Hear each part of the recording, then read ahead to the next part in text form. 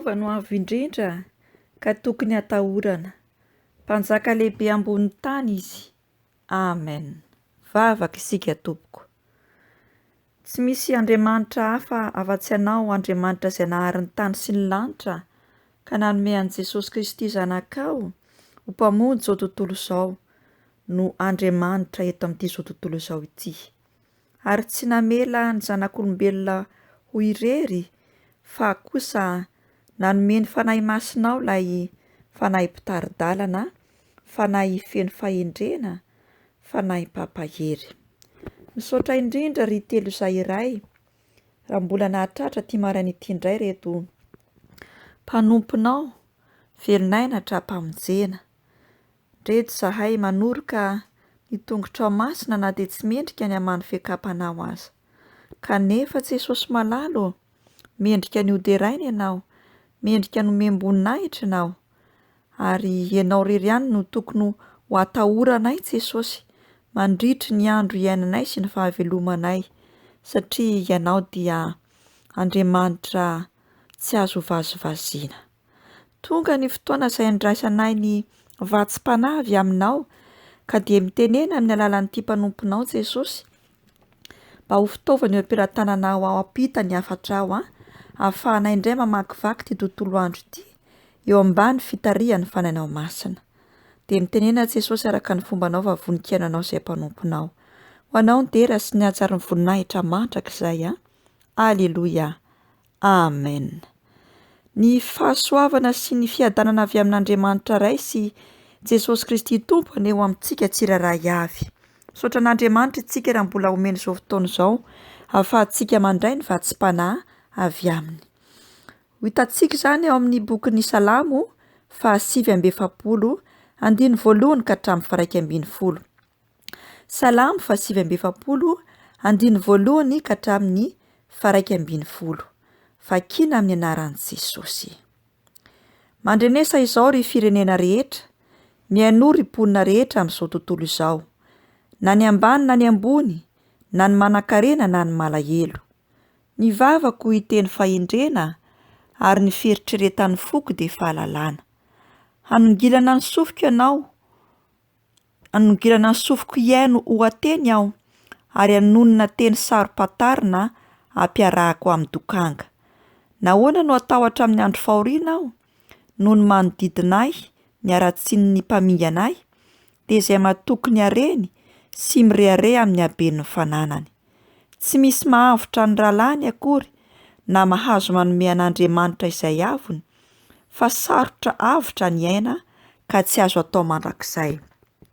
Mba ho velona mandrakizay izy, ka tsy ho latsaka ao amin'ny lavaka. Fa hita fa maty ihany ny olon-kendry, ary ny adala sy ny ketrina samy levona, ka mamela ny fananany ho an'ny hafa. Araka ny heviny dia ataony fa ho mandrakizay ny tranony, ary ny fonenany hahatratra ny taranaka faramandimby, araka ny anarany no hanononany ny taniny. Amen.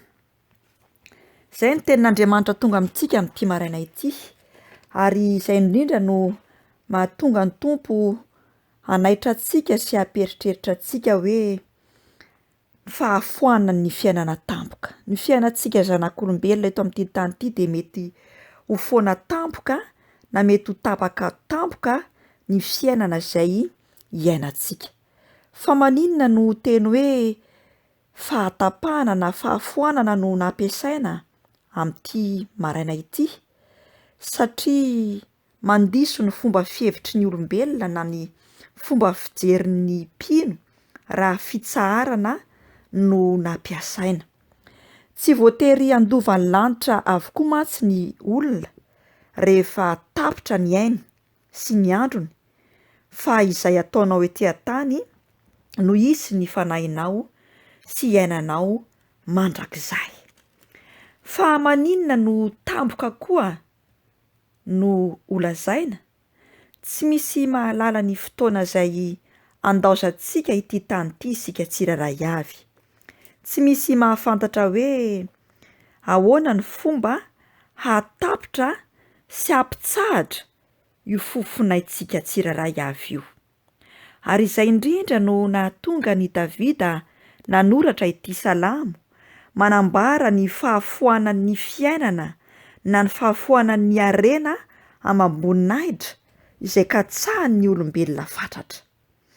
Asongadiny ny mahatsinotsinona, ny fitokiana amin'ny harena sy ny tsy faharetan'ny zavatra rehetra azon'ity zao tontolo izao ity atolotra. Ambaran'ny mpanao salamo fa raha ny fananan-karena na ny fahafinaretana na ny laza no antsoin'ny olona hoe fiainana, araka ny voasoratra ao amin'ny filazantsara Luka 12:15, ary Jesosy mihitsy eto no niteny tamin'ny olona izay nanaradia azy manao hoe mitandrema ka miarova tena mba tsy ho azon'ny fieremana ianareo, fa ny ain'ny olona tsy miankina amin'ny habetsahan'ny zavatra ananany, fa tsy ny fikatsahana an'Andriamanitra sy ny fanjakany dia ho very any izany olona izany. Amarin'ny bokin'ny salamo izany eo amin'ny salamo 720, 220 ka hatramin'ny 420 ary ny 920 sy ny 720. Fa ireo izay velona ao an'Andriamanitra kosa dia ho vonjen'Andriamanitra, tsy ho azo ny herin'ny fiaina tsy hita. Asa re raha mba nieritreritra toy izany sika tsiraray avy, ary raha nandinika ireo olona antsoina hoe olona normala osintsika na koa olona manan-tsaina sy manam-pahaizana, manan-karena sy manam-boninahitra, moa ve izy ireny na isika koa ao anatin'izany nandray fahasoavana sy fitahiana izay omen'ny Tompo eto an-tany iainantsika izany, mba mieritreritra ve isika na mieritreritra ny olona fa mety ho fato tampoka, ary izay fahafatesana tampoka izay nefa dia tsy hoe narary be ilay olona, fa izao mba nieritreritra ve isika fa ho voahitsaky ny fiarakodia tampoka ohatra ny olona iray, ary olona ho voahitsaky ny fiarakodia io tsy hoe olona efa antitra be na olona efa nahazo taona, fa mety ho zaza, mety ho tanora, tsy voafetra, fa dia hoe maty fotsiny tamin'ny lozam-piarakodia. Izay ilay hoe tiany Tompo hoe fahatapahan'ny fiainana tampoka na mety fahafoanan'ny fiainana tampoka. Mandeha mivoaka ianao dia ino fauchen'ny tômôbila tampoka dia tapitra foana ny fiainanao na ny fiainako. Raha mijery sika amin'ny vaovao alefan'ny fahitalavitra dia hitantsika ireo mpanentana na ny animateur na ny animatrice manambara ny isan'ny olona maty amin'ny lozam-pifamoivoizana isan-taona. Na isaky ny weekend dia milaza izy izany vaovao izany, ary dia misy maro tokoa ny fahatapahan'ny fiainan'ny olona iray tampoka amin'ny fotoana tsy ampoizina na tsy par volonté any azy izany fahafatesana izany. Ny tsiraray amintsika koa dia mety ho lasa amin'ny ora tsy ampoizina, na mety hifanelanelana amin'ny ora sy minitra na sekondra amin'ny andro iray. Ary izay indrindra no efa ambaran'Andriamanitra ao amin'ny bokin'ny mpitoriteny 7:20 amin'ny anaran'i Jesosy, fa tsy fantatry ny olona ny androny, fa toy ny hazan-drano azon'ny arato fahitan-doza izy, ary toy ny voronkely izay voan'ny fandrika dia voafandrika toy izany zanak'olombelona amin'ny andro mahaory raha mahavoa azy tampoka izany. Androany Jesosy dia te hampitandrina antsika kristianina, te hampafantatra antsika pino, aoka isika tsy faly sy hankafy ny fiainan'izao tontolo izao, ny fanaon'izao tontolo izao izay tena makamamy sy manompo mihitsy izao tontolo izao amin'ny karazana fomba maro samihafa. Ary isika tsirairay no mahafantatra izany ao an-tsaintsika hoe inona re no ataoko na fiainako na fisainako izay mbola mahatonga ahy ka tsy hahatanteraka sy tsy hahatonga ny fiambenako. Fa aoka isika mba hameno ny fiainantsika marina amin'ny azo tsapain-tanana sy hita maso ny fanomezana toerana voalohany an'Andriamanitra de Jesosy Kristy Tompo amin'ny fiainantsika raha tena mpino marina isika.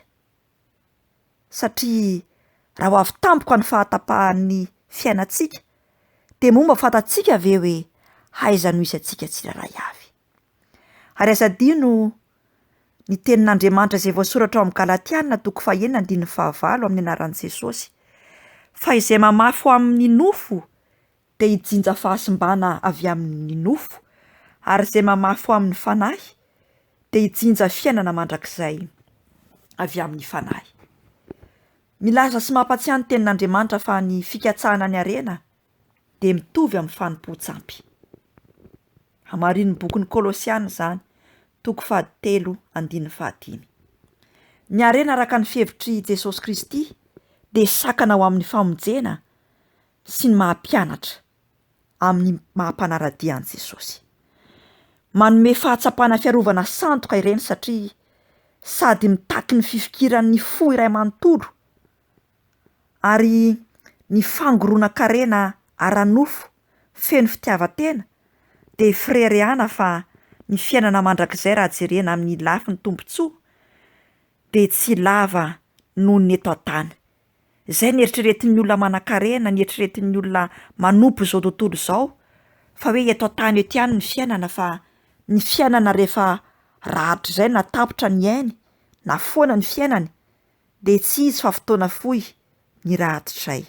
Tsy atopoko fa ny fiainana rahatrizay de mbola lava noho ny eto an-tany ka aoka tsy ho diso fijery tsika, tsy ho diso feritreritra itsika, fa raha foana tampoka ny fiainantsika eto amin'ity tany ity de tsy hitovy amin'ilay rahatrizay. Fa ny rahatrizay ne mbola misy arivo taona e! Itsika eto 70, 80, arivo taona, 100 taona ny ainatsika eto. Ary raha tonga tampoka ilay fahafoanan'ilay fiainana ara de tsy fantatritsika izay fotoana izay. Ka izay no mahatonga ny Tompo ilaza amintsika hoe miomana. Ny olona tia tena de olona feno robaka ny fony, tsy mihevitra afa-tsy ny tenany manokana sy ny fananany ihany, ary miezaka mikatsaka ny harena ny tany hatrany. Ary de inona no zavatra mitranga? Manalavitra an'Andriamanitra ka tsy fantatra akory nefa hoe roviana ny fotoana izay andaozany ity tany ity, ary roviana ny fotoana izay mety hahafoana tampoka ny fiainany. Ny toetra tokony hananana manoloana fampiasaintsika ny fananantsika, ny olo-marina sy matoky ao amin'i Jesosy Kristy Tompo de tsy miazona ny fananany ho azy rery fa tsy maintsy mahafoy ny hareny ary mametraka ny fananany eo am-peratanan'Andriamanitra mba ho ampiasaina amin'ny fanjakany, amin'ny fampandrosoana ny asany eto an-tany sy ho amin'ny famonjena ny olona sahirana sy hanohana ireo mpanompon'Andriamanitra izay manao ny asany. Engane tsika tsirairay avy sy tahaka ity lehilahy anankiray ao amin'ny soratra masina izay efa fantatritsika mazava tsara fa tena tian'Andriamanitra izy, tian'i Jesosy Kristy Tompo izy, ary rehefa tonga Jesosy Kristy Tompo dia nanontany sy nilaza azy hoe tia hanaradia va ianao? Eny ozy izy, mofa voatandrinao avokoa ny lalàna rehetra. Eny Tompoko, hitanao fa fantatro fa tiako ianao, nanaja lalànao rehetrarehetra Jesosy Kristy Tompo. Inona nefa ny navarin'i Jesosy? Tsy nahafoy ny fananana izy, hoy Jesosy hoe amdio ny fanananao rehetra de manarahy. Ary noho ny avy eo inona nahazo an'ity lehilahy ity? Fantatritsika tsara, nalahelo ny fony de lasa izy nandao an'i Jesosy Kristy Tompo. Ary jereo tsara koa fa itsika rehetrarehetra izay manangom-pananana amin'ity tany ity, ary izay indrindra mantsy nolazain'ity bokin'ny Salamo 8:20 ity rehefa tohizantsika hatramin'ny farany, manangona ny harena, mitady ny voninahitra kanefa raha tonga tampoka ny fahafoanan'ny fiainana, tonga tampoka ny fahatapahan'ny fiainantsika. Raha ho voan'ny tômôbila tampoka tsika dia ho tapitra ny fiainantsika. Tsy fantatritsika ny fotoana ialantsika eto amin'ity tany ity, ary tsy fantatritsika ny fomba ialantsika eto amin'ity tany ity, ka aza mitompo teny fantatritsika ry mpino kristianina hoe izao no ialako eto amin'ity tany ity. Fa raha tsy miambina izao sy anao dia tsy fantatritsika hoe roviana no fotoana. Ka sanatria ataon'ny tompontsika hoe ry adala, ataonao inona avokoa ny harena izay nangononao eto amin'ity tany ity, kanefa ny ho foana amin'ny fotoana fohy ny hainao. Tsy natao ampitahotra izany tenin'Andriamanitra izany, fa natao kosa mba hieritreretantsika kristianina lalina de lalina, feno de feno, fa mandalo ry mpiara-miazakazaka, mandalo ry mpino kristianina izao fiainana eto an-tany izao mandalo, tsy maharitra, ho levona, ho foana avokoa. Tsy aleo ve manao ny sitrapon'i Jesosy? Tsy aleo ve hanaovana ny sitrapon'i Jesosy, ny fahavelomako sy ny fahavelomanao? Hanaovy ny sitrapony, hanatanterao ny asany, ny fanomezam-pahasoavana izay nomeny ahy sy nomeny anao. Hanaovy ny sitrapony, hanaovy ny asany, ny fitahiana izay nomeny ahy sy nomeny anao.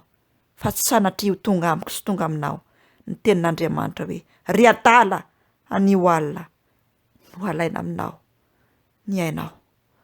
Izay manatsofina ao ankizy haino izay lazain'ny fanahy masina amin'ny fiangonana. Vavakitsika. Jesosy atombotra ny fotoana. Efa akaiky ny fotoana izay avianao Jesosy. Ary izay tsiraray avokoa dia tsy mahafantatra ny fotoana izay ialanay, andaozanay amin'ity tany ity.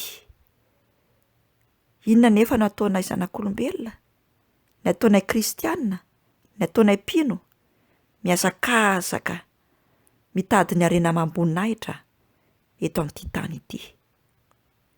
Tsy midika akory izany araka ny teninao hoe aza miasa, aza miara harena, fa mila tonga sy tafatoetra ao anatin'ny fo sy ny saina amam-pananay hoe miara harena ho aniza izahay tsiraray avy eto amin'ity tany ity. Sanatria hiara harena ho an'ny kalalao, ho an'ny zavatra mety ho lo sy mety ho simba, ary koa mety hampisaraka sy hamoizanay ny fiainana mandrakizay.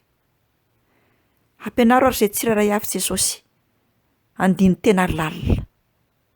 Tsy hanamafy ny fo sy ny saina amam-pananay, tsy hanamafy ny sainay sy ny atokay, ary tsy hanamarintena koa, ary mety hiteraka fitsaratsarana hoe izany foana ny tenin'Andriamanitra afafy, fa aoka ho tonga anatin'ny fo sy ny saina amam-pananay hoe izay afafinay sy tanteranay ety ambony tany ihany no hisy anay rahatra izay.